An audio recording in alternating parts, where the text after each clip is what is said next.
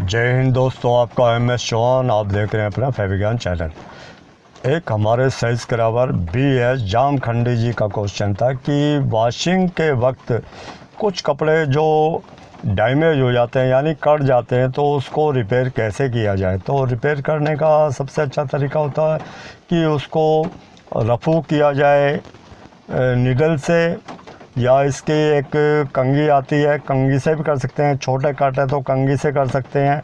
बाकी और रिपेयर करना तो उसके लिए आप उसमें फ्यूजिंग यूज़ कर सकते हैं। बैक साइड में फ्यूजिंग रख के उसको एक तरह का हीट से, प्रेस से उसको चिपका सकते हैं।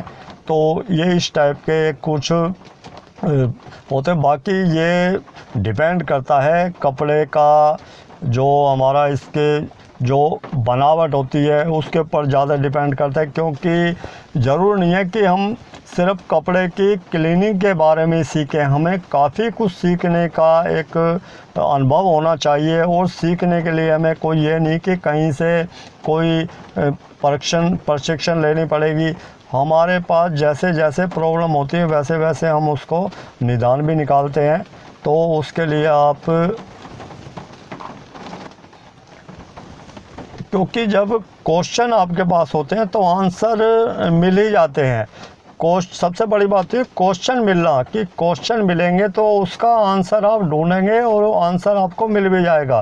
तो उसी तरह जैसे कपड़े का कलर कपड़े पे कोई भी हैजर्ड केमिकल जिसमें क्लोरीन युक्त या रंगकाट वगैरह इस टाइप के केमिकल गिर जाते हैं, या कई बार क्या होता है कि बिल्कुल डायरेक्ट कोई एसिड गिर जाता है, उससे भी कहते हैं कलर चाटना, यानी उसका कलर वहाँ से एक तरह का लाइट हो जाता है, निकल जाता है।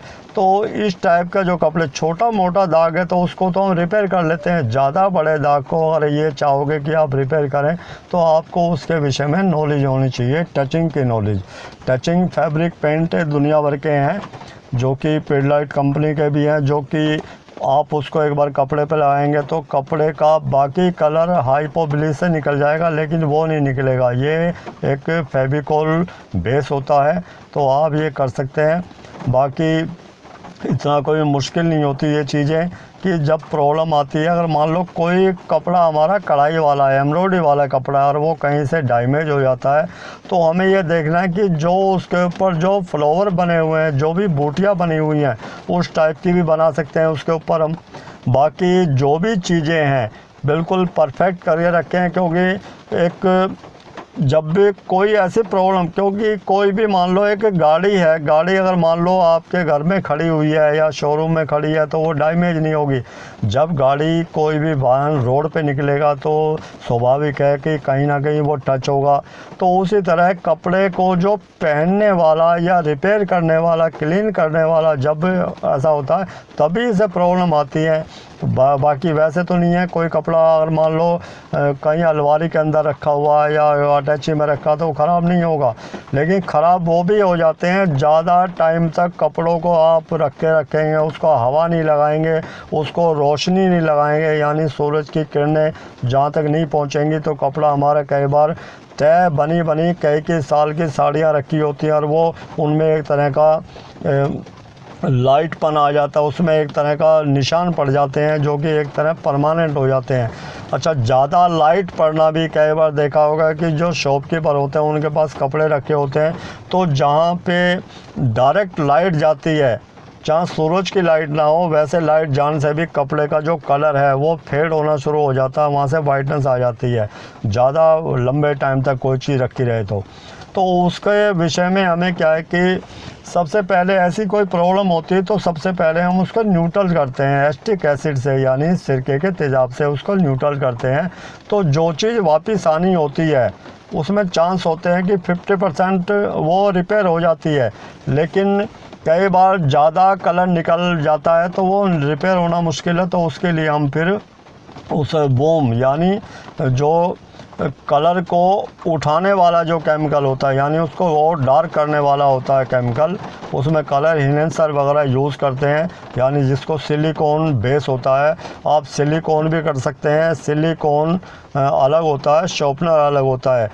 बाकी आप अगर कस्टमर को अपनी तरह ज़्यादा आकर्षित करना चाहते हैं तो आप जहाँ उनके जो कपड़े होते हैं, स्टार्च के कपड़े तो सभी पहनते हैं, कुछ स्टार्च के कपड़े नहीं होते, उसके ऊपर आप शॉर्पनर यूज़ करके कस्टमर को दें। जहाँ उससे उनसे आप पहली बार पैसा ना लें, उसकी जो कॉस्ट आती है वो ना लें, लेकिन जो उनको जो एक आनंद की अनुभूति होगी वो ऑटोमेटिक आपके पास आएंगे और बोलेंगे जो आपने केमिकल लगाया था पिछली बार वही लगा के दें। जो कि जैसे अंडर गारमेंट खासकर इस टाइप के या टी शर्ट वगैरह होती हैं, उससे एक तो कलर हमारा बिल्कुल चमकदार यानी शाइनिंग बनी रहती है, कलर यानी उसके हैंड फील बहुत सॉफ्ट हो जाती है। एक कहते हैं ना, एक जो कपड़े को पहनने में ऐसे लगता है जैसे हमने पहना नहीं है, बहुत ही एक अद्भुत उसका अनुभव होता है कि उसको पहनेंगे तो आपको बहुत अच्छा एक सुखद एहसास होगा। तो आप भी इस टाइप की चीज़ें अपनी ज़िंदगी में उतारें और करते रहें।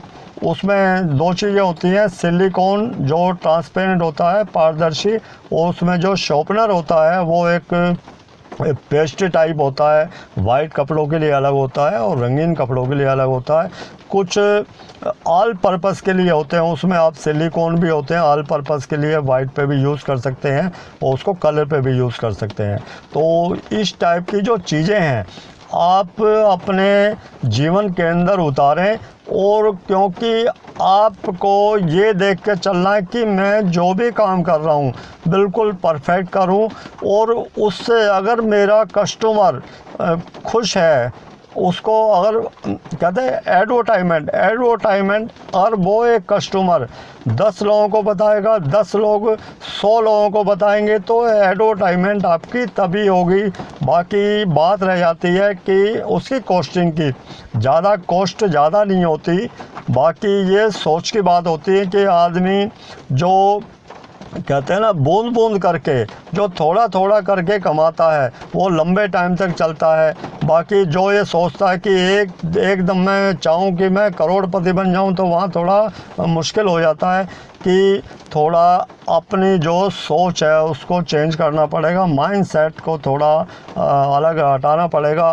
तो दोस्तों, कपड़े के विषय में जो भी थोड़ी बहुत नॉलेज है मैं आप तक पहुंचाने की कोशिश करता हूं।